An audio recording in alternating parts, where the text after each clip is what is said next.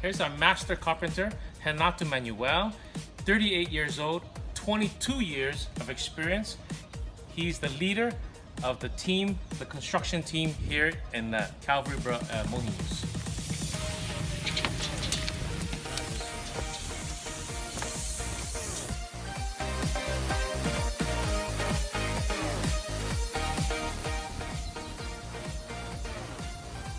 The whole second level is a very spacious 1,100 square feet.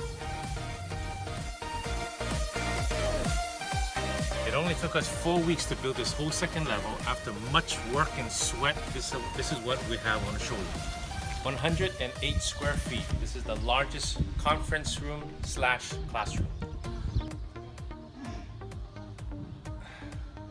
Our church is located right next to a park that's being built by the government right now, and as a result, the whole community will know our church even more. The work you see here started in June 11, and we've been working from 7 in the morning and sometimes until 7 at night.